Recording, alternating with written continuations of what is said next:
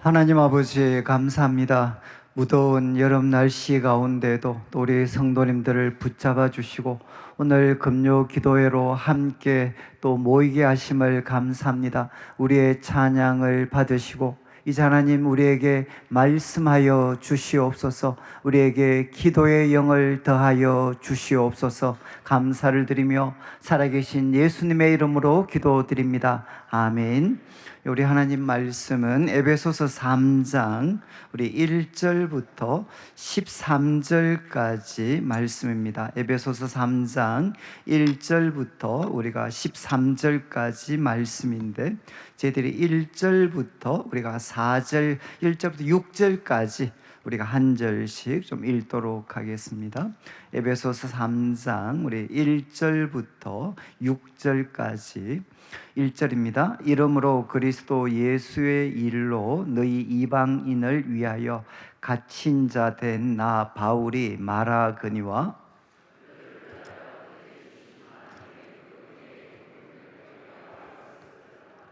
곧 계시로 내게 비밀을 알게 하신 것은 내가 먼저 간단히 기록함과 같으니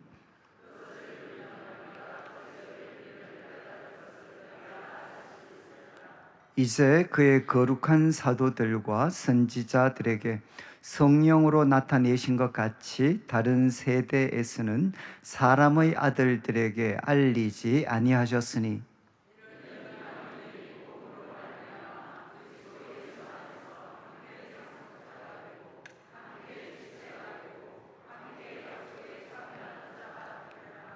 아멘.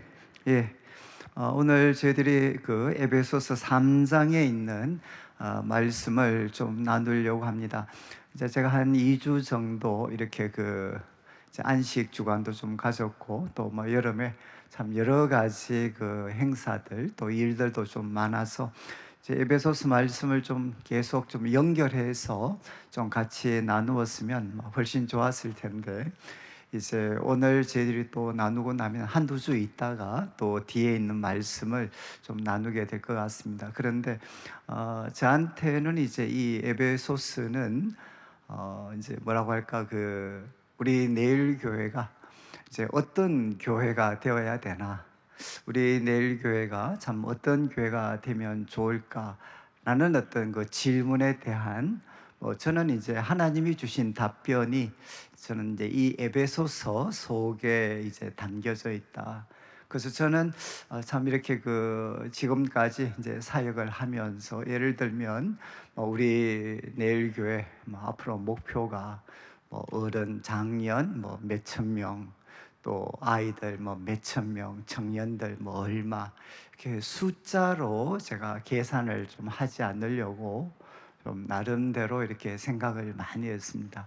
이제 대신 또 그리고 이제 우리 내일교회 꿈은 여러 가지 구체적인 것들을 좀 이야기할 수도 있겠지만 저는 가능하면 좀 그것을 이렇게 자제를 하고 그냥 성경이 이야기하고 있는, 특별히 저는 이제 에베소스는 우리 내일 교회가 어떤 교회가 됐으면 좋을까라고 질문하면 이 에베소스에 있는 에베소스에 바울이 있고 이 성경을 기록하면서 또 하나님께서 바울을 통해 이 에베소스의 말씀을 기록하면서 이제 꿈꾸셨던 그 교회, 그 교회의 모습이 참 우리 교회의 참 모습이 됐으면 좋겠다.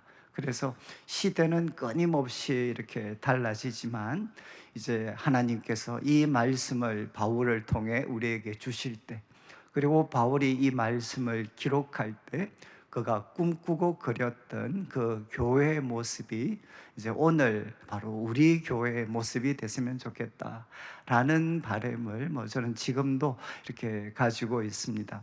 그래서 참 이 에베소서는 조금 저희들이 계속 좀 빠지긴 했지만 이제 1절 1장 같은 데는 말 그대로 조금 전 저희들이 드렸던 찬양이죠. 찬양. 이제 찬송하리로다. 우리 주 예수 그리스도의 하나님께서 바로 하늘에 속한 모든 신령한 복을 우리에게 주셨다.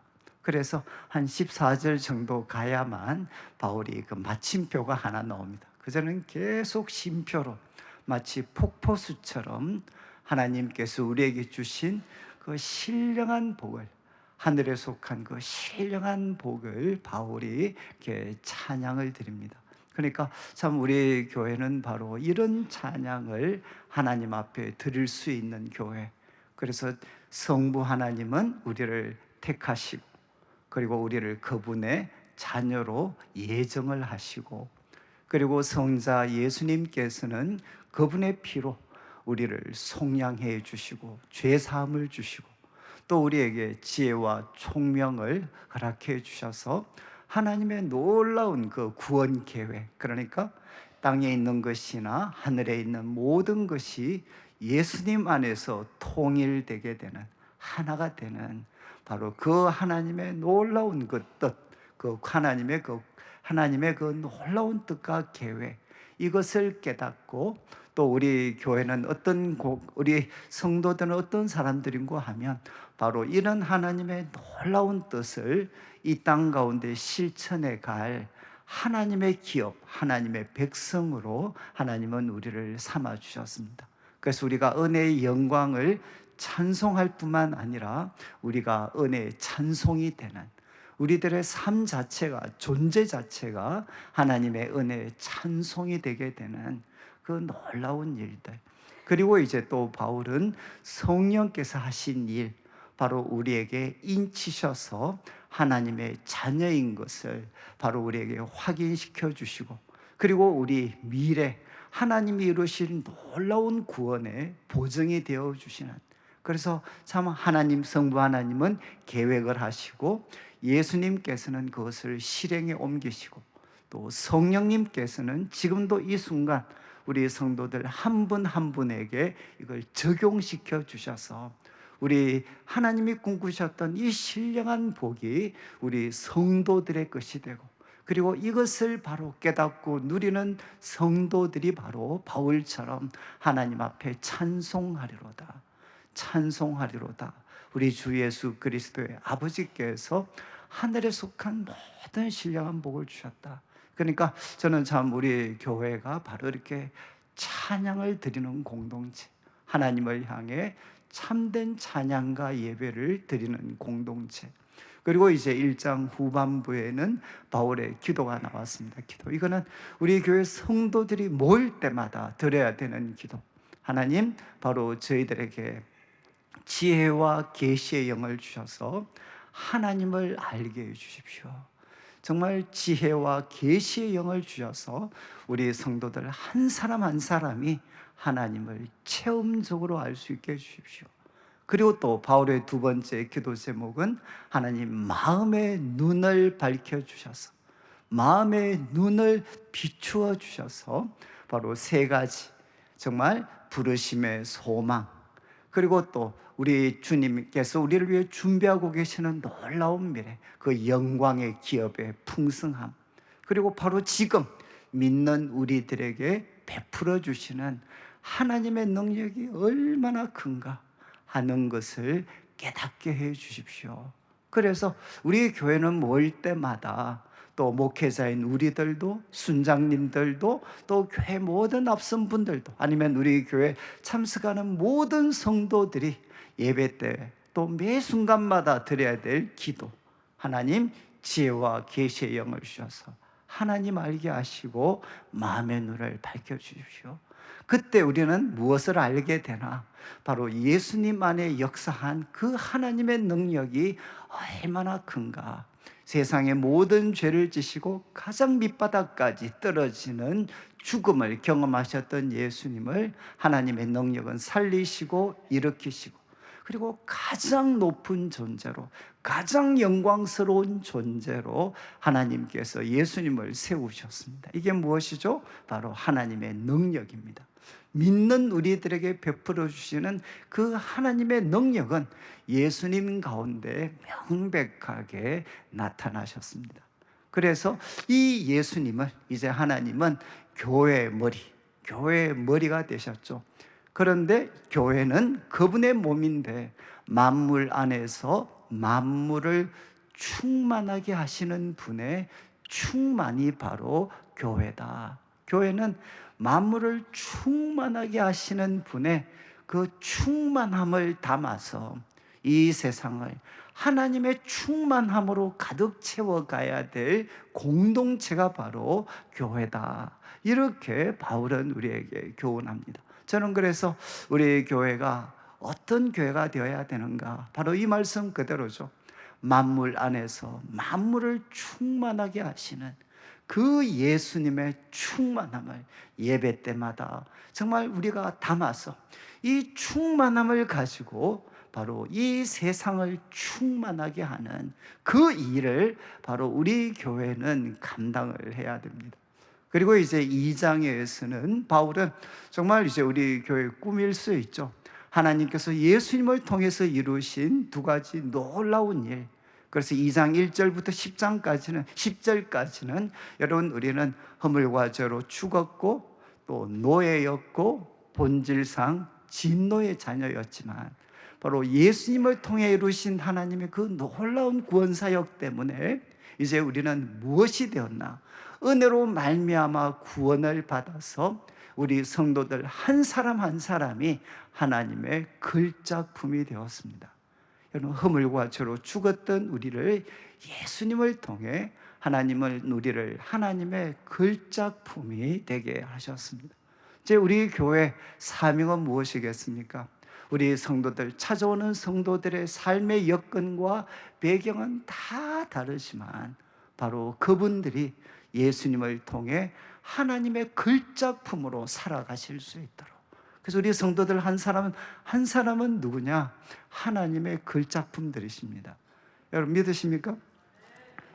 다 우리 옆에 계시는 분이 하나님의 글작품이고, 제가 지난번에 이제 우리 그 하나되게 하소서 할 때도 똑같이 말씀을 드렸는데 옆에 있는 분 보니까 하나님의 글작품인데 지금 이해가 안 되시죠? 왜 저 모양인가? 그때는 어떤 마음을 가져야 된다고 그랬습니까? 예, 심오하다, 심오. 제가 요번에 이제 휴가 기간에 정말 제가 평소에 하지 않는, 제가 제주도 가서 이제 간만에 미술관을 한번 갔는데 가도 여전히 모르겠는데 이제 그때 유명한 사람들의 작품이 있으면 여러분, 이제 나는 모르지만 이제 그 그림을 그리신 작가를 믿고 우리는 뭐라고 고백하겠습니까? 이해가 안 되지만 심오하다, 심오. 우리는 누구냐? 하나님의 작품입니다. 믿으십니까? 이게 또 뭐 DNA 검사 이런 거 생각하시면 안 돼. 우리는 누구냐? 우리는 하나님의 작품입니다. 하나님의 작품. 이건 정말 뭐 최고의 선언이죠. 난 누군가? 우리는 허물과 죄로 죽기도 했고 영적으로 이 세상 풍속에, 그리고 또 정말 욕심의 노예였던 우리, 그리고 본질상 진노의 자녀였던 우리. 그런데 예수님을 믿을 때 하나님은 우리를 살리시고 일으키시고 하늘에 앉히셔서 이제는 우리를 누가 되게 했느냐? 하나님의 글작품이 되게 하셨다. 하나님의 최고의 작품이 되게 하셨다. 저는 정말 이 사실을 사람들에게 알려주는 것, 또 이런 사람들로 함께 세워져 가는 것보다 더 영광스럽고 아름다운 일이 어디에 있겠습니까? 그리고 이제 2장 11절부터 마지막 절까지는 이제 오늘 말씀과 관련이 되는데, 여러분, 이제 유대인과 이방인들, 정말 철천지 원수였던 유대인과 이방인들이 예수님 안에서 하나가 된 공동체, 인간이 만든 모든 차별의 벽이 예수님을 통해 깨트려져서 유대인과 이방인이 하나가 되고, 이 하나가 된 사람들이 죄라는 이 하나님과 우리를 원수되게 만드는 이 죄의 장애물도 예수님이 깨트리셔서 여러분, 하나된 유대인과 이방인이 하나가 되어서 하나님 앞에 나아가는 공동체. 그래서 교회는 어떤 공동체냐? 인간이 만든 모든 차별의 벽들이 깨트려진 새로운 사회가 바로 교회다. 그래서 여러분, 이제 2장 마지막에 가면 바울이 이방인들이었던 에베소 성도들을 통해 에베소 성도들에게 이렇게 선언합니다. 여러분, 예수님이 우리의 평화가 되셔서 유대인과 이방인 사이 이 원수된 것 파하셨고, 또 하나님과 우리 사이에 원수된 거 파하셨습니다. 그래서 우리는 누구냐? 우리는 바로 그 이방인이었던 그 에베소 성도들을 보고 우리는 너희는 동일한 하나님의 백성이다. 너희는 동일한 하나님의 가족들이다. 그리고 함께 여러분 하나님이 거하실 성전이 되어 가기 위해서 지금도 함께 지어져 가고 있다. 여러분 하나님으로부터 하나님의 백성으로부터 철저히 외면당했던 소외되었던 그 이방인들을 향해서 바로 평화이신 예수님을 통해 이제는 유대인과 화해하고 또 한 몸이 되어서 하나님과 화해해서 이제 너희는 누구냐? 하나님의 동일한 하나님의 가족이고 동일한 하나님의 백성이고 하나님의 성전의 당당한 일원으로서 지금도 세워져 가고 있다. 이렇게 바울은 이제 에베소 성도들에게 이야기를 했습니다. 저는 이제 우리 교회를 향한 꿈, 저는 이 한마디입니다. 인간이 만든 모든 차별의 벽들이 깨트려진 새로운 사회를 한번 맛보는 것. 돈 때문에 갈라진 세상, 학벌 때문에 갈라진 세상, 그리고 지역 때문에 갈라지고 외모 때문에 갈라지고 갈갈이 찢겨진 이 세상.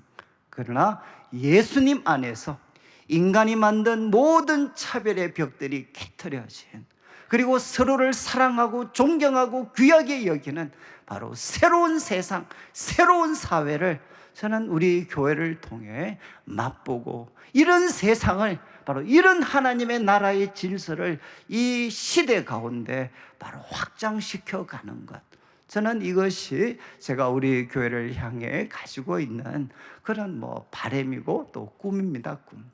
그런데 오늘 이제 3장 1절에 있는 말씀은 여러분 3장 1절을 한번 여러분들이 바울이 되어가지고 이 말씀을 한번 읽어보셔야 됩니다. 여러분들이 한번 바울이다. 지금 이제 이 에베소 성도들 보고 야 너희는 하나님과 하나님의 백성들로부터 소외되었던 사람이다. 그런데 평화이신 예수님을 통해서 유대인과 이방인이 화해하고 함께 하나가 되어서 하나님과 화해하고 너희는 동일한 하나님의 가족, 동일한 하나님의 백성, 그리고 하나님 성전의 당당한 구성원으로 너희들은 세워져 가고 있다. 그런 다음 3장 1절에 이름으로, 그런데 이제 원문에는 순서가 이렇게 되어 있습니다. 이름으로 나 바울, 이름으로 나 바울. 그 다음에 무엇이 있느냐? 그리스도의 죄수, 그리스도의 죄수. 지금은 우리는 풀어섰죠. 바로 갇힌 자 된 나 바울. 이거는 죄수입니다. 죄수. 그리스도의 죄수. 여러분 잘 보시죠. 이름으로 나 바울, 그리스도의 죄수. 그 다음 나오는 편이 무엇이냐? 너희 이방인을 위하여, 너희 이방인을 위하여. 이렇게 하고 1절은 마무리가 됩니다. 그런데 우리 성경은 마라그니와라는 것을 좀 풀어줬어요. 이건 원래 원문에는 없습니다. 그래서 과거 개역 한결 성경은 이렇게 번역을 해 놓았습니다. 이제 이전 번역이죠. 이러함으로 그리스도 예수의 일로 너희 이방을 위하여 갇힌 자 된 나 바울은. 그리고 참 성경에 제가 볼 때는, 성경에는 제가 볼 때 이게 유일한 것 같아요. 점점점점점. 혹시 성경에 다른 데서 이거 보셨어요? 점점점점점. 여러분 저는 이 번역이 훨씬 더 원문에 충실한 것 같습니다. 여러분 바울이 이렇게 이야기합니다. 이러므로 나 바울, 그리스도 예수의 죄수. 지금 왜 바울이 이런 표현을 쓰죠? 바울은 지금 로마 감옥에 갇혀 있습니다. 여러분 성경 상식인데 에베소서는 옥중 서신 중에 하나입니다. 바울이 감옥에서 기록하고 있는, 기록했던 서신 중에 하나가 에베소서입니다. 에베소서. 바울은 지금 감옥에 갇혀서 이 글을 쓰고 있습니다. 그래서 그리스도 예수의 죄수라는 표현은 이거는 관념적인 표현, 추상적인 표현이 아니고 이는 실제적인 표현입니다. 바울은 지금 죄수입니다. 죄수. 그런데 그에 무엇을 첨언하고 있느냐? 죄수야 죄수나. 그런데 나는 누군가 하면 그리스도 예수의 죄수. 그리스도 예수의 죄수. 그 다음에 누구 때문에? 나 왜 감옥에 갇힌 줄 알아? 내가 왜 감옥에 갇힌 줄 알아? 그러면서 바울이 이야기합니다. 너희 이방인을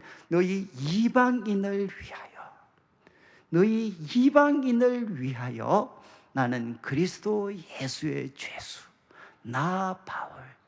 그리고 나서 저는 이제 이 점점점이라는 거는 제 개인적으로는 아마 바울이 목이 메었지 않을까, 아마 울컥하는 마음이, 아마 저는 이건 제 개인적인 해석입니다. 그냥 바울이 이때는 정말 좀 뭉클했지 않을까, 가슴이 울컥했지 않을까.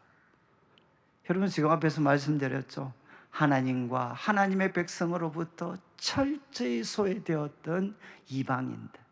근데 그들이 유대인과 화해하고 하나가 되어서 하나님의 그 어떤 하나님과 화해하고 하나님의 가족이 되었고, 이제는 또 하나님의 백성이 되었고 성전의 당당한 구성원이 되었다. 여러분, 그런데 에베소 성도들에게 어떻게 이런 놀라운 일이 일어났습니까? 지금 감옥에 갇혀 있는 바울이 바로 이방인이었던 이들에게 정말 생명을 걸고 복음을 전했습니다. 그래서 그 바울의 참 그런 섬김을 통해서 이 하나님과 하나님의 백성으로부터 소외되었던 그들에게 이 놀라운 일이 일어났죠. 그러면서 바울은 아마 이 표현, 나 바울 그리스도 예수의 죄수 너희 이방인을 위하여 라고 할 때, 그가 정말 세계 선교를, 예수님을 만나고 세계 선교에 헌신하면서 그가 겪었던 수많은 일들이 아마 이 한마디 글을 기록할 때 마치 주마등처럼 머릿속에 지나갔지 않겠는가. 저는 그런 생각을 참 많이 합니다. 그래서 뒤에 나오는 2절부터 6절까지 말씀, 그리고 7절부터 12절까지 말씀은 두 가지입니다. 결국 뭔가 하면, 여러분, 바울이 왜 지금 이 감옥에 갇힐 만큼 그리스도 예수의 죄수로, 그리고 또 그 이유는 이방인을 섬기다가, 여러분, 이방인을 섬기다가 바울은 이렇게 고생을 했습니다. 왜 그가 이런 삶을 살았나? 그가 왜 이런 삶을 살았는가? 이유를 두 가지로 이제 2절부터 6절, 7절부터 12절에 두 가지 이유를 우리에게 제시하고 이제 13절에서 이 이야기를 마무리를 합니다. 바울이 겪고 있는 이 고난, 그리스도 예수의 죄수로서 그가 겪고 있는 이 고난이 에베소 성도들에게 주는 교훈, 메시지는 무엇인가 하는 것을 13절에서 바울은 마무리를 하고 있습니다. 자, 그러면 2절부터 6절까지는 한번 본문을 한번 보시죠. 받으신 강의 한번 보시면 좋겠는데, 너희를 위하여 내게 주신 하나님의 그 은혜의 경륜을 너희가 들었을 것이다. 여기 은혜의 경륜이라는 것은 하나님의 구원 계획이다라고 그냥 좀 쉽게 생각하시면 되겠습니다. 하나님의 놀라운 구원 계획, 그 은혜의 구원 계획, 그것을 너희가 다 들었을 것이다. 내게 주신 하나님의 그 놀라운 구원 계획을 너희가 들었을 것이다. 그리고 3절을 한번 보시죠. 곧 이 하나님의 놀라운 구원 계획은 계시를 통해 내게 비밀을 알게 하셨다. 그리고 내가 이것을 간단하게 기록함과 같다. 이게 간단하게 기록함과 같다는 것은 1장과 2장의 내용이라고 생각하시면 됩니다. 이때까지 우리가 살폈던 1장, 2장, 내가 이렇게 기록한 것 보면 너희가 알 거다. 계시로 하나님이 내게 이 비밀을 알게 하셨구나 하는 것을 너희가 앞에 내용 기록한 거 읽어보면 알 거다. 자, 바울은 이제 3절에서 이야기 하나님의 은혜의 경륜, 그리고 3절에서는 계시로 바로 하나님이 이 비밀을 내게 알려주셨어. 그리고 나는 이것을 기록을 했어. 그리고 4절을 보시죠. 4절 말씀을 보시면 이제 그것을 읽으면 내가 그리스도의 비밀을 깨달은 자다라는 것을 너희가 알 수 있을 거다. 지금 바울은 계속 그리스도의 비밀, 하나님의 은혜의 경륜 다 같은 뜻입니다.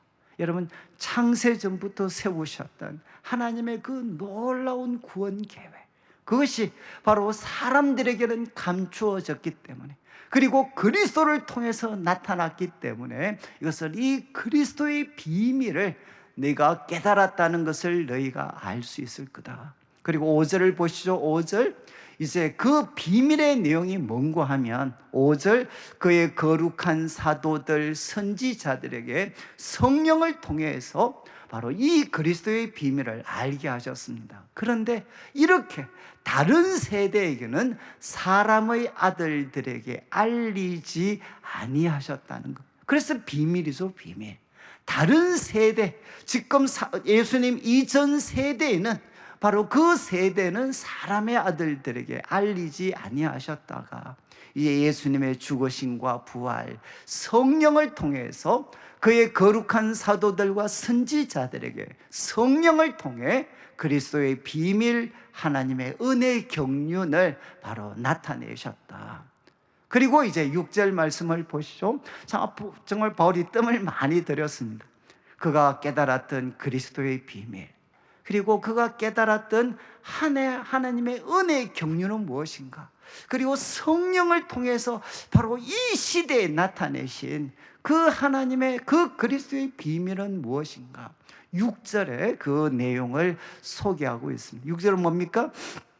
이는 이방인들이 복음으로 말미암아 그리스도 예수 안에서 함께 상속자가 되고 함께 몸의 지체가 되고 함께 약속에 참여하는 자가 됨이라. 여러분, 바울이 바로 깨달았던 그 놀라운 그리스도의 비밀은 무엇인가 하면, 유대인들만 예수 그리스도의 복음을 통해서 하나님의 상속자, 지체, 약속에 참여하는 자가 되는 것이 아니라, 사도 바울이 2장에서 이야기했던 것처럼 하나님과 하나님의 백성들로부터 철저하게 소외되었던 그 이방인들, 그 이방인들도 이제 예수님 안에서 함께 상속자가 되고 함께 지체가 되고 함께 약속에 참여하는 바로 이 놀라운 구원의 길이 열려졌다는 것입니다. 이제 예수님 통해서 이 일이 이루어지게 되었다는 겁니다. 여러분, 이것이 사도 바울이 깨달았던 그리스도의 비밀이었습니다. 비밀. 여러분, 그래서 이 비밀을 깨닫고, 여러분, 바울이 지금 감옥에 갇힌 거하고 이 깨달았는 거하고 무슨 상관이 있습니까? 여러분, 사도 바울은 다메섹으로 가는 길에 정말 예수님을 믿는 자들을 핍박하기 위해서, 잡기 위해서 다메섹으로 가는 길에서 바로 부활하신 예수님을 만났습니다. 그리고 그가 자기가 핍박하고 그리고 부정했던 그 예수님이 바로 살아계시고, 그분이 하나님의 아들이시고 하나님이 세우신 유일한 구원자라는 것을 계시를 통해 다메섹에서 알게 됐습니다. 그리고 하나님의 구원 계획은 유대인을 넘어 온 세상, 온 이방을 향한 것이다 라는 것을 그는 깨달았습니다. 그리고 그는 그의 삶을 어디에 드렸습니까? 어디에 드렸죠? 이방 유대인들이, 과거에도 하나님의 백성이었던 유대인들이 하나님 복음을 통해서 하나님의 약속에 참여하는 일, 그 일에 자신을 드렸다면 사도 바울은 상대적으로 고생을 별로 안 했을 겁니다. 근데 바울은 누구를 향해 갔느냐?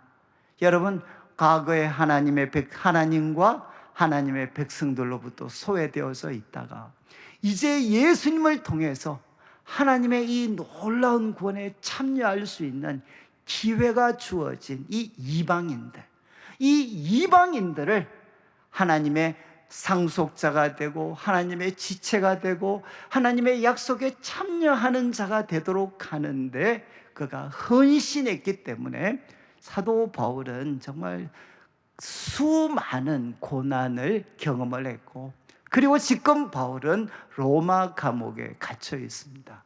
나중에 여러분들이 한번 사도행전 후반부를 한번 읽어보시면 바울이 감옥에 갇히게 되는, 예루살렘에서 붙잡히게 되는 장면 나중에 한번 보시면 사람들이 예루살렘에서 누군가가 야, 저 사람이 바로 바울이야, 저 사람이 바울이야 라고 할 때 그 동네에서 폭동이 일어나요. 폭동. 저 매국노, 저 죽일 놈, 그러면서 바로 저 사람이 바울이야 라고 할 때 예루살렘에 폭동이 일어납니다. 폭동이. 왜 그렇게 폭동이 일어났겠습니까? 바울이 이방인에게 복음을 전해서 유대인들뿐만 아니라 이방인들도 예수님 때문에 하나님의 백성, 하나님의 가족에 참여할 수 있다라고 선언했기 때문에. 이 말은 무엇이죠? 유대인의 모든 특권을 그냥 한 번에 무력화시켜버리는. 그래서 유대인들 입장에서는 사도 바울은 누구였느냐? 한마디로 매국노였어요. 매국노. 유대인의 모든 자부심을 허물어뜨렸던 이 사람이 바로 바울이었습니다. 바울. 여러분, 지금 바울은 이야기하죠. 내가 왜 지금 감옥에 갇혀 있나? 이유는 그리스도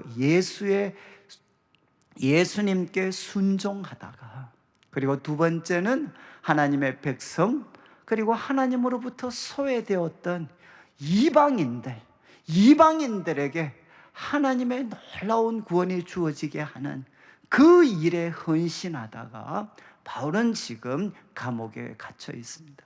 그래서 이 2절부터 6절까지는 내가 일에 헌신했던 첫 번째 이유는 바로 그리스도의 비밀을 깨달았기 때문이다.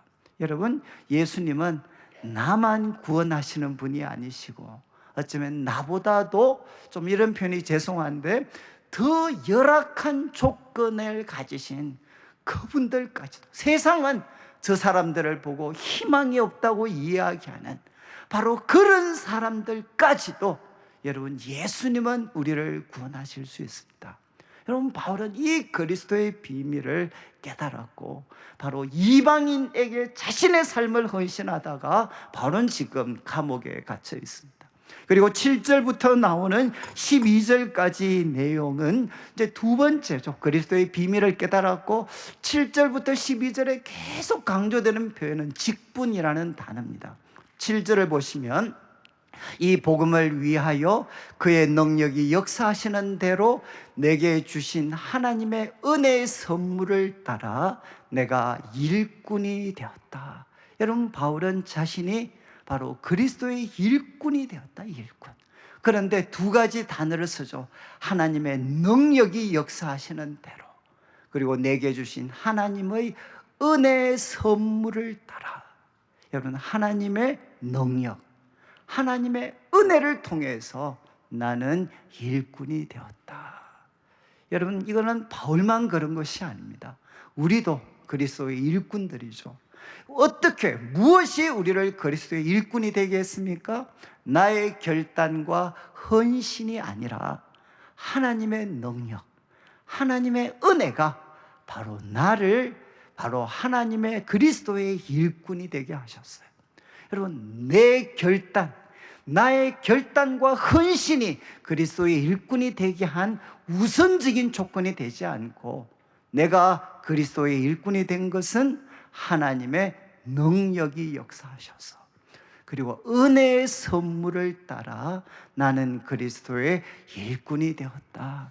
그러면서 8절 말씀을 보시죠. 바울은 자신을 이렇게 선언합니다. 모든 성도 중에 지극히 작은 자보다 더 작은 나에게 바로 이 은혜를 주셨다. 저는 여러분, 이 8절 말씀만 여러분들이 그냥 붙잡고 있으면 저는 참 이렇게 천국에 무사히 가실 수 있을 것 같아요. 여러분, 모든 성도 중에 지극히 작은 자보다 더 작은 나에게. 여러분, 이것이 여러분 자신의 고백인가요? 아니면 모든 성도 중에 지극히 작은 자보다 더 작은 나가 아니고 더 작은 얘 보십시오. 얘. 더 작은 얘. 이 사람 짬밥도 얼마 되지 않고 부모님들 또 그렇게 신앙의 집안도 훌륭하지 않고 교회에 대한 연조나 뭐 이런 것도 얼마 되지 않고 그렇지만 하나님 저 다릅니다. 저 5대째입니다. 그리고 모든 성도 중에 지극히 높은 자보다 더 높은 나. 여러분 지금도 혹시 이런 마음 갖고 계시는 분이 없나요? 저는 한 번씩 이제 우리 교회도 내년에 50주년인데 저도 한 번씩 걱정은 돼요. 걱정은. 지금 50년까지는 어떻게 근근히 잘 버텨왔는데 20, 30년 지난 후에도 모든 성도 중에 지극히 작은 자보다 더 작은 나라고 우리가 고백할 수 있을까? 아니면 이제 저는 참 역사, 화려한 역사를 가진 교회를 가면 한 번씩 숨이 막힐 것 같을 때가 바로 이겁니다. 우리 누군 줄 아세요? 모든 성도 중에 지극히 높은 자보다 더 높은 우리들입니다. 우리 교회는 다릅니다. 혹시 나는 다릅니다. 우리 집안은 다릅니다. 여러분 이렇게 마음을 가지면 망하게 됩니다. 교만은 패망의 선봉이다. 이게 무엇이죠? 망하기 전에 먼저 오는 것이 무엇이냐? 교만이다. 그리고 겸손은 존귀의 앞잡이다. 이게 무엇입니까? 한 사람에게 존귀함이 주어지기 전에 먼저 오는 것이 있는데 그것이 바로 겸손이다. 망하기 전에 먼저 오는 것은 교만이고 높아짐, 존귀 앞에 오는 것은 겸손이다. 겸손. 그래서 여러분 한 사람이 하나님 앞에 사람 앞에 겸손한 것을 보면 우리는 압니다. 하나님 저 사람을 존귀하게 하시겠구나. 그런데 사람이 마음이 높아지기 시작을 해. 그러면 우리는 압니다. 곧 저 사람이 망한다는 것을 우리는 알 수 있습니다. 여러분 참 저는 사도 바울의 정말 위대함이죠. 바울의 사역 가운데 가장 놀라운 부흥이 일어났던 곳이 바로 에베소인데 그 에베소에 있는 성도들에게 자신의 이야기를 하면서 모든 성도 중에 지극히 작은 자보다 더 작은 나에게 바로 이런 나에게 은혜를 주셨다. 근데 여러분 목적이 뭡니까? 청량할 수 없는 그리스도의 그 풍성함, 정말 셀 수 청량할 수 없는 그리스도의 풍성함을 바로 이방인에게 전하게 하시라고 하나님이 이 은혜를 주셨다. 왜 바울이 여러분 이방인에게 복음을 전했습니까? 그 이유는 바로 하나님이 그에게 은혜를 주셨고, 그리고 이 청량할 수 없는 그리스도의 풍성함은 유대인들만 부하게 할 뿐만 아니라 이방인들까지도 충분히 부유하게 할 수 있으니까 바로 낮은 자에 해당했던 그 이방인들에게 청량할 수 없는 그리스도의 풍성함을 전하라고 하나님이 이 은혜, 이 직분을 주셨고 거기에 충성하다가 바울은 감옥에 갇혀 있습니다. 그리고 9절도 한번 보시죠. 9절 말씀, 영원부터 만물을 창조하신 하나님 속에 감추어졌던 비밀의 경륜이 이제는 어떠한 것을 드러내게 하려 하십니다. 여러분, 하나님의 그 구원의 하나님의 그 은혜의 영광은 어디에서 나타나는가?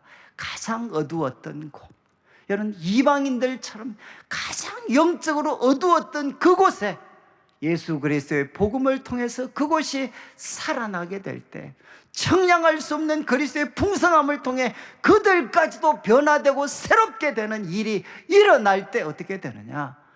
비밀의 경륜이 하나님 속에 감추어졌던 그 비밀, 하나님의 구원 계획이 바로 이제는 이 세상 가운데 나타나게 된다는 겁니다.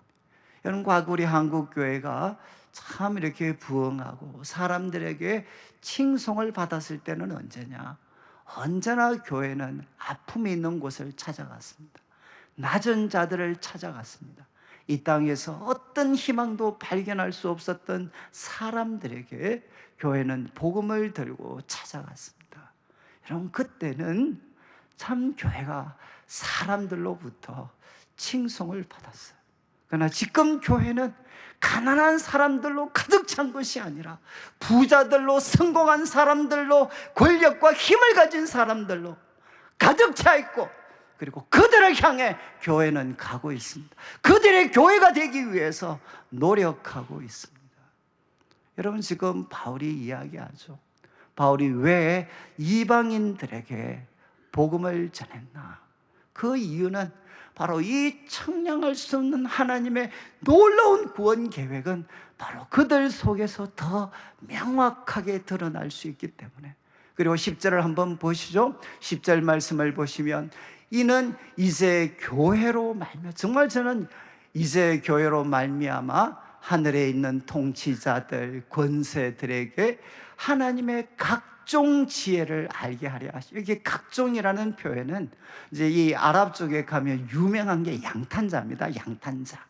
여러 가지 색깔들을 사용해서 아름다운 양탄자와 같은 고대 그런 작품을 만드는, 그게 바로 양탄자에게 아름다운 양탄자를 만드는 데 사용되어졌던 각양각색의 그런 어떤 실들, 이것들을 나타내는 표현이죠. 마치 각양각색의 실들이 그 아름다운 양탄자를 만드는 것처럼, 여러분, 바로 하나님께서 이 유대인과 특별히 하나님으로부터 소외되었던 이 이방인들에게 놀라운 구원의 역사를 행하시면서, 여러분, 천사들도 깜짝 놀라게 하는 하나님의 각종 지혜를 교회를 통해 알게 하려 하십니다. 제가 사실 이 말씀을 좀 은혜를 좀 세게 받았을 때는 제가 이런 생각을 좀 했습니다. 여러분, 이제 하나님 앞에 모셨었던 천사 중에 우리가 이름을 알고 있는 거는 뭐 미가엘 천사장, 그리고 가브리엘 뭐 천사장, 뭐 이런 분들 알고 있잖아요. 그럼 제가 항상 어떤 생각을 했는가 하면, 내가 오늘 우리 성도들에게 한마디 할 때, 그때 내가 말을 하면 뒤에 있는 바로 뭐 미가엘 천사장이나 가브리엘 천사장들을 둘한테 하나님이 이렇게 말씀하시죠. 야, 미가엘, 가브리엘, 지금 이완영 목사가 말하는 거 듣냐? 말은 저렇게 하는 거야. 별로 감동을 안 하시는데 저는 천사들을 놀라게 해주는 교회, 정말 천사들이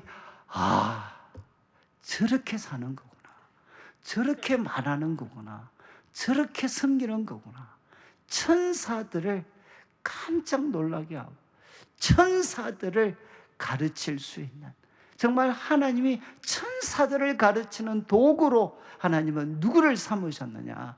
유대인과 이방인이 하나가 된 교회를 바로 이런 공동체로 세우셨다. 교회는 하나님의 구원사의 중심일 뿐만 아니라 이 세계 역사의 중심입니다. 여러분, 하나님은 교회를 통해서 하늘에 있는 모든 영적인 세력들에게 하나님의 각양각색의 지혜를 교회를 통해서 그들에게 알려주도록 하나님은 이렇게 계획을 세우셨습니다. 그리고 11절을 보시오. 11절, 곧 영원전부터 우리 주 그리스도 예수 안에서 예정하신 뜻대로 하신 것이다. 이게 바로 하나님의 구원 계획이다. 하나님은 아브라함을 통해서 이스라엘 백성을 택하셨지만 언제나 그분의 꿈은 이스라엘에만 머물러 있었던 게 아니라 온 세상을 향해 하나님은 놀라운 구원 계획을 가지셨습니다.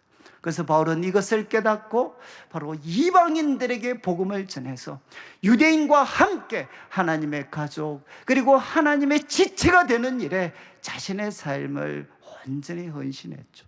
그래서 12절을 보십시오. 12절, 여러분, 여기 우리는 누구겠습니까? 바로 유대인과 그리고 에베소 성도들, 이방인들이 다 포함이 된 유대인과 이방인이 하나가 된 교회, 우리가 그 안에서, 예수님 안에서 그를 믿음으로 말미암아 담대함과 확신을 가지고 하나님께 나아감을 얻었다. 여기 하나님께 나아감이라는 것은 과거에 여러분 임금님을 알련하려면 중간에 사람들이, 유력한 사람이 이제 중개를 해줘야 돼. 평민들이 어떻게 왕을 알련할 수 있겠습니까? 그런데 유력한 사람을 통해서 우리는 왕을 알련하는 기회를 가질 수 있죠. 거기에 사용되는 표현이 나아감이라는 표현입니다. 여러분, 우리는 예수님 통해서 하나님을 아련할 수 있는, 영광의 왕이신 하나님을 아련할 수 있는, 만날 수 있는 그 놀라운 기회를 이제 누구를 통해서 얻게 되었느냐? 예수님 안에서 예수님을 믿음으로 말미암아 이 놀라운 일이 우리들에게, 그리고 이방인들에게 일어났다는 것입니다. 여러분, 바울은 지금까지 두 가지 이야기를 했습니다. 그리스도의 비밀을 깨달았기 때문에 여러분, 유대인과 이방인들이 함께 하나님의 가족, 지체, 백성이 되는 바로 그 놀라운 그리스도의 비밀을 그가 깨달았고, 두 번째는 여러분, 하나님께서 능력과 은혜로 그에게 직분을 맡기셨습니다.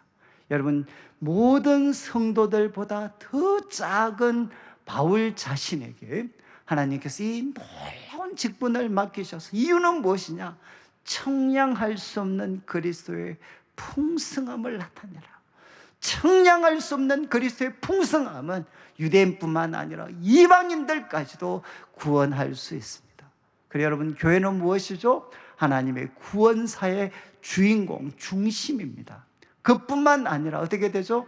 하나님은 이 교회를 통해서 하나님의 각종 지혜를 이 세상과 천상의 존재들에게도 하나님의 각종 지혜를 바로 교회를 통해 하나님은 나타내고 계십니다.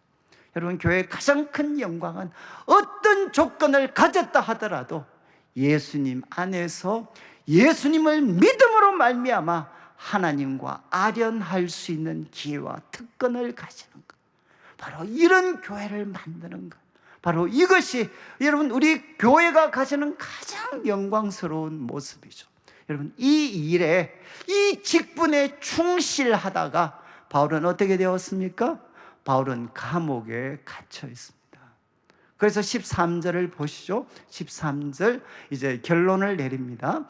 그러므로 너희에게 구하는데 너희를 위한 나의 여러 환난에 대하여. 여러분, 바울은 자신이 겪고 있는 환난을 이렇게 해석을 합니다. 너희를 위한 나의 여러 환난. 여러분, 바울이 이렇게 고생하는 것은 너희를 위한 거다. 너희를 위한 나의 여러 환난에 대해서 낙심하지 마라. 그리고 이렇게 이야기합니다. 이것은 너희의 영광이다. 다시 한번 저는 우리 한국 교회가, 우리 교회가 이 말을 할 수 있다면 바로 너희를 위한 나의 여러 환난에 대해서 낙심하지 마라. 이것은 너희의 영광이다. 여러분, 바로 에베소 성도들로 대표되는 그 이방인 성도들이 얼마나 하나님 앞에 영광스러운 존재인가 하는 것을 확인하고 싶으면 그들 때문에 이 수많은 환난까지도 기꺼이 감수하고 있는 바울을 한번 보라는 겁니다. 환난당하고 있는 바울을 보면 너희가 얼마나 영광스러운 존재인지 너희는 다시 한번 확인하게 된다는 거죠. 저는 이제 오늘 이 말씀 좀 마무리하면서 제가 두 가지, 이제 첫 번째는 1절과 관련되는 거, 두 번째는 마지막 13절과 관련된 건데, 저는 이제 그 대학 시절에 제가 이제 복음을 받아들이게 됐고, 그리고 이 복음이 여러분 교회를 치유할 뿐만 아니라 저는 세상을 치유할 수 있는 유일한 길이 저는 이 복음 속에 담겨져 있다라고 저는 이제 확신을 가지게 됐습니다. 그러면서 나는 어떻게 살아야 되나 라고 고민하다가 이 에베소서의 말씀을 묵상하게 됐고, 그때 저한테는 평생의 하나의 꿈입니다. 바로 교회는 어떤 공동체인가? 인간이 만든 차별의 벽이 깨트려진 바로 새로운 세상, 바로 이것이 교회구나 하는 것을 깨닫게 되고, 저는 제가 섬겼던 내수동교회 대학부도 그렇고 정말 참 그곳에서 제가 섬겼던 교회마다 바로 이런 어떤 모습들, 인간이 만든 차별의 벽들이 깨트려져서 낮은 자들은 정말 높아지고 높아진 자들은 낮아져서 서로 사랑하고 존경하고 섬기는 이런 새로운 세상, 새로운 교회를 저는 한번 꼭 이렇게 만들어 보고 싶었어요. 그러다가 제가 이제 공동 생활을 했습니다. 저는 결혼하기 전까지 7년을 이제 남자 8명이 사는 공동체 생활을 했습니다. 제가 제일 큰 평수 살 때가 13평 아파트인데 진짜 이 짐승 같은 생활을 제가 이렇게 한 7년을 했습니다. 그런데 그때 이제 우리가 이런 꿈을 가졌어요. 그런데 제가 같이 살았던 우리 후배들은, 같이 살았던 우리 공동체 식구들은 소위 다 스카이 출신들이었어요. 스카이 출신. 그리고 이제 신앙도 좋았던, 그리고 이제 공부도 잘하고 신앙도 좋았던 그런 참 후배들, 선배들과 같이 자취를 했습니다. 그런데 그러다가 이제 한 형제가 부산에서 무조건 이렇게 그냥 무작정 상경해서 그냥 서울에 와서 이제 공부를 하고 있는 후배가 우리하고 같이 한번 살고 싶다. 형님, 우리 좀 같이 좀 살았으면 좋겠습니다. 여러분, 다 스카이 출신들인데 그것도 무작정 부산에서 상경해서 기약 없이 재수하고 있는 애가 거기에서 같이 살면은 그림이 그려지시죠. 참 어려웠겠죠. 근데 그때 이제 같이 살던 우리 후배들한테 제가 야, 이렇게 이야기를 하는데 어떻게 하면 좋겠냐. 그러니까 그때 이제 그 우리 같이 살던 친구들이, 형님, 우리가 왜 모였습니까? 인간이 만든 차별의 벽이 깨트려진 세상을 한번 맛보자고 우리가 공동체로 모였는데 조건은 다르시. 우리는 스카이 출신이고 저 친구는 기약 없는 재수생이지만 같이 한번 살아봅시다. 그래서 같이 살았어요. 그래서 한 6개월 정도 참 행복하게 살았는데 결국 나중에 이 친구가 컴퓨터 도박에 손을 대게 되고, 그리고 우리 참 이렇게 저희들이 돈을 모아서 같이 이렇게 먹고 살았는데 그 집에 돈들을 다 가져가기 시작을 했어요. 그래서 몇 달을 정말 피말리는 생활을 했습니다. 학교 간다고 나가면 정말 전화해서 집에 아무도 없으면 들어와서 집에 있는 돈을 다 이렇게 가져갔어요. 그래서 참 피말리는 생활들을 참 몇 개월 했습니다. 그러다가 또 이제 저희 집에 또 연락이 와서 또 한 친구가 좀 같이 살고 싶다고 이야기를 했어요. 그 친구는 누군가 하면 이제 한 교회 직분자 집 아들인데 요즘은 발달 장애가 이렇게 많이 오픈이 돼 있지만 과거에는 이제 자폐에 있는 사람들은 뭐 다 이렇게 정말 그 통제가 안 되었던 아주 심한 자폐를 가지고 있는 친구였어요. 근데 그 친구가 같이 살고 싶다고 그랬어요. 그래서 또 가족회의를 했어요. 어떻게 하면 좋겠냐. 그냥 또 우리 착한 후배들이, 형님, 우리가 왜 모였습니까? 인간이 만든 차별의 벽이 깨트려진 세상을 한번 맛보자고 모였는데 정상인 그리고 정상이지 못한 지금 참 자폐로 고생하고 있는 이 친구, 우리 같이 한번 살아봅시다. 그래서 또 같이 살았어요. 같이 살았는데 아마 이 발달 장애 겪고 있는 사람들은 뭐 여러분 아시겠지만 이 친구도 특별히 심했죠. 똑같은 질문을 계속해서 반복합니다. 똑같은 질문을. 근데 저희들이 이제 평상시처럼 뭐 이렇게 여유가 있을 때는 잘 반응을 했는데 이제 시험 시기가 되면 반응이 안 돼. 내일 시험 쳐야 돼. 또 옆에 와서 형님 똑같은 질문을 해. 그러면 제가 이제 야, 우리 내일 시험이야. 그러니까 시험 끝나고 나서 좀 이야기하면 안 될까? 그러면 갑자기 이 친구 안색이 싹 변하면서 뭐라고 이야기했느냐? 형님, 마음이 바뀌셨군요. 무엇이 형님의 마음을 바꾸셨습니까? 이야기해 주십시오. 그러면서 또 똑같은 질문을 해요. 아, 정말 제가 이렇게 제가 많은 사람들을 상대해 봤지만 나중에 도저히 못 견디겠더라고요. 근데 그때 이제 저도 그랬는데 우리 그 제보다 후배들 중에 하나는 결국 이걸 견디지를 못해 가지고 여러분 하나가 이제 그냥 쓰러져 버렸어요. 그래서 이제 막 애가 이 정서적으로 충격이 너무 심해가지고 그래서 참 그때 기말 시험 칠 때인데 와 보면 한쪽 집에서는 한쪽은 돈이 없어지고 또 한쪽은 이제 애는 정서적으로 감당이 안 돼서 한 놈은 시험 기간인데 쓰러져 있고, 또 이제 발달 장애 갖고 있던 이 친구는 또 똑같이 막 똑같은 질문하고 형님이 마음 바뀌셨군요. 그러면서 뭐 달달달 볶고 있고, 정말 힘든 시간을 보냈어요. 그러다 또 한 친구가 전화가 왔어요. 형님, 또 누가 같이 살고 싶다는. 누구냐, 누구. 그러니까 그 친구는 소년의 집에서 출소했던 친구였어요. 그래서 이제 소위 그 깨어진 가정이죠. 버려진 가정이나 이런 데서 문제 아들이 있었던 그 소년의 집에서 아마 출소했던. 그래서 참 그 소위 사생아였어요. 아버지가 계시는데, 그런데 그 친구 말로는 아버지가 장로님이라고 그러셨어요. 소위 사생아였어요, 사생아. 그래서 이제 친구가 같이 살고 싶다고 그랬어요. 그래서 또 가족회를 했어요. 어떡할래? 그냥 우리 착한 후배들이 똑같은 이야기를 했어요. 형님 왜 모였습니까? 야, 그만하자, 그만. 근데 또 똑같이 이야기했어요. 또 한번 해봅시다, 또 한 번. 그래서 또 그 친구와 같이 살았어요. 그런데 이 친구가 이제 참 뭐 처음에는 한 달 동안은 정말 행복했어요. 근데 한 달 지나고 나니까 우리는 남자들이 모여 사는 공동체였고, 또 옆에 좀 떨어진 곳에 우리 자매들이 모여 사는 공동체가 있었는데, 거기 한 자매가 이 친구가 불쌍하니까 잘해줬는데, 얘가 또 사랑인 줄 알고 이렇게 막 까불다가 이 자매가 그냥 있으면 안 될 것 같아서 단칼에 딱 잘랐어요. 그런데 얘가 이제 너 죽고 나 죽자 이래가지고 신라통 들고 자매 공동체에 뛰어들어갔어요. 그래서 완전히 뭐 자매 공동체가 쑥대밭이 됐어요. 제가 그때 신대원 3학년 때였는데, 졸업 논문 쓰고 있을 때였는데, 그때 이제 저희들이 저녁에 밤마다 이제 우리 형제들이 돌아가면서 불침번을 썼습니다. 자매 공동체 주위에. 걔가 언제 뛰어들어서 신라통 들고 들어올지 몰라가지고. 그래서 참 제가 그때 제가 신학대학원 논문을 쓰고 있었는데, 한번 생각해 보시죠. 우리가 뭐 잘못한 게 뭐 있어요? 여러분, 인간이 만든 차별의 벽, 그게 학벌이든 아니면 건강이든 아니면 사회적인 관계든, 우리 좋은 마음 가졌지 않나요?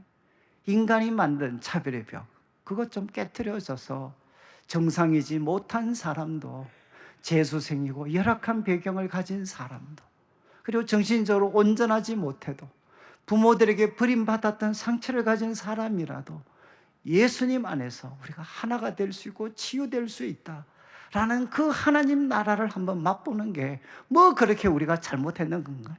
그런데 정말 속되게 표현하면 개고생을 했어요, 개고생을.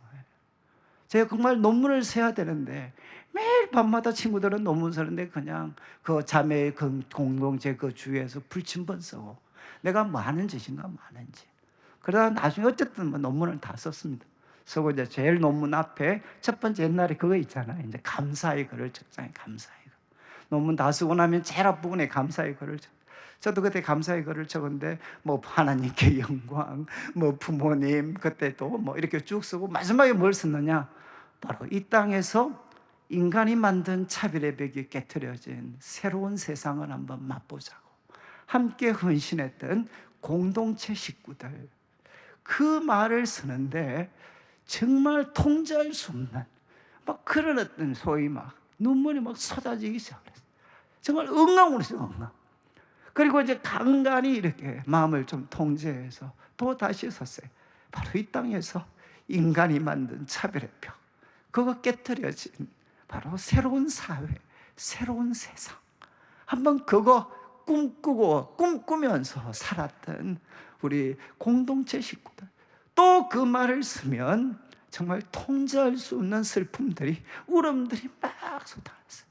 그때 제가 3장 1절 말씀 한번 다시 개역한 걸 비추어 주시면, 앞에서 소개했던 바로 이 표현이 있어요. 이 표현. 그리스도 나 바울, 그리스도 예수의 일로 너희 이방인을 위하여 그리스도의 제수가 된 나 바울. 그때 어쩌면 바울은 이런 말씀이었지 않을까. 딱 하나, 예수님을 통해서 그 청량할 수 없는 그리스도의 풍성함을 통해 인간이 만든 모든 차별의 벽, 인간을 절망에 빠뜨렸던 모든 절망의 그 수렁들을, 그 속에서 청량할 수 없는 그리스도의 풍성함이 그들을 구원해내는 그 놀라운 하나님의 역사들을 정말 경험하고 그거 세워가려고 하다가 발이 얼마나 고생했어요. 저는 사실 지금도 우리 내일교회를 어떤 교회로 세우고 싶은가? 저는 사실은 여러분, 이 세상에 안정된 삶을 누리는 사람들을 도울 수 있는 교회는 많습니다. 저는 지금도 이제 정말 어쩌면 이 땅 가운데서 아직도 약자 편에 서 있는 사람들이 있다면, 여러분, 그들을 하나님의 백성들과 하나가 되고 하나님 앞에 당당하게 나아가는 일들은, 여러분, 가진 자를 섬길 때 겪는 아픔과 고통과 그 어떤 그것과 비교하면 몇 배의 고통을 우리가 지불해야 될지도 몰라요. 어떤 결과도 우리는 이 땅에서 볼 수 없을지 모릅니다. 그러나 저는 지금까지 살아오면서 느꼈던 것은 하나님이 가장 기뻐하시는 일, 여러분, 인간이 만든 차별의 벽 때문에 소외되고 절망하고 낙심하고 고통당하는, 성격도 뒤틀려져 있고 그들을 손대기만 하면 아픔과 고통이 먼저 찾아오는 바로 수많은 사람들.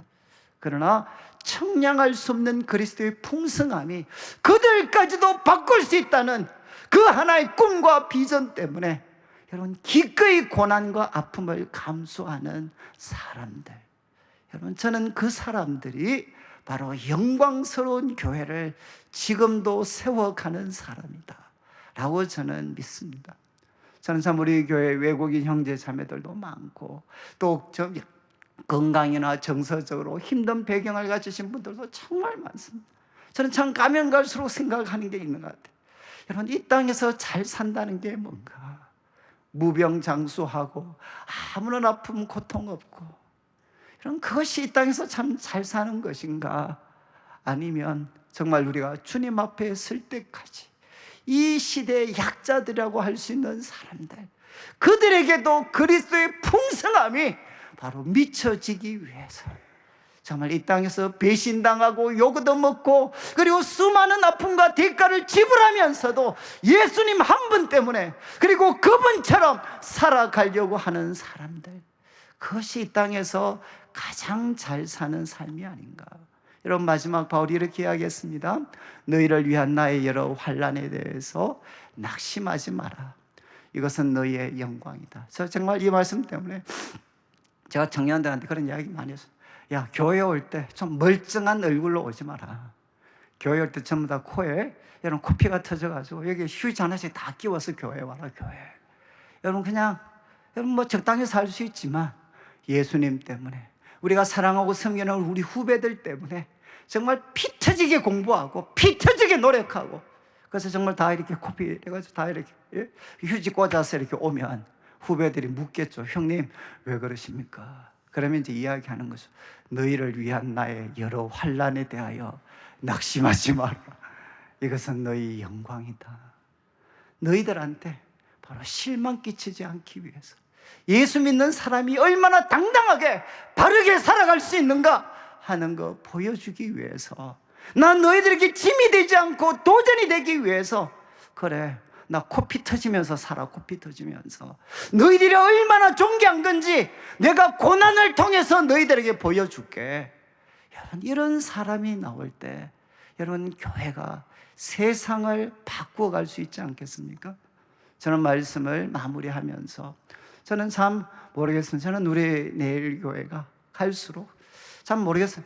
저는 참 우리 교회, 여러분, 그냥 교회 와서 한편으로는 천국을 맛봐야 되지만 한편으로 그냥 고생하면서 사는 게 맞습니다.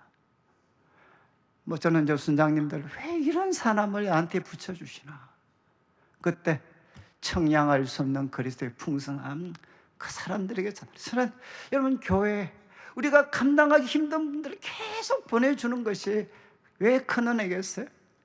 그분들 섬기면서 노력해 봐야 우리가 얼마나 죄인인지, 우리의 그릇이 얼마나 작은지, 우리가 얼마나 쉽게 포기하는지, 저는 참 조그만 어려운 분들 섬기면서 저가 제일 깨달았던 은혜는 내가 얼마나 비겁한 놈이고, 내가 얼마나 이중적이고, 얼마나 나의 사랑이 말밖에 없는지 저는 어렵고 힘든 사람들을 섬겨보면서 정말 뼈저리게 느꼈어요. 여러분, 우리는 여러분 바로 인간이 만든 차별의 벽을 깨트려 갈 때, 그때서야 내가 얼마나 죄인이고 나 역시도 하나님 은혜 없이 살 수 없는 사람이라는 것을 그때 우리는 알 수 있고, 다 같이 누구를 의지할 수 있느냐? 그리스도의 은혜를 의지하며 살아갈 수가 있습니다. 저는 다시 한번 교회 속에 청량할 수 없는 그리스도의 풍성함이 부어져서 예수님 때문에 모두가 배부르고 예수님 때문에 모두가 자랑스러워서 함께 하나님의 걸작품으로 세워져 가는 그런 귀한 교회, 그리고 이 세상에 빛이 되는 교회로 우리 교회를 함께 세워가시기를 주님의 이름으로 축원합니다.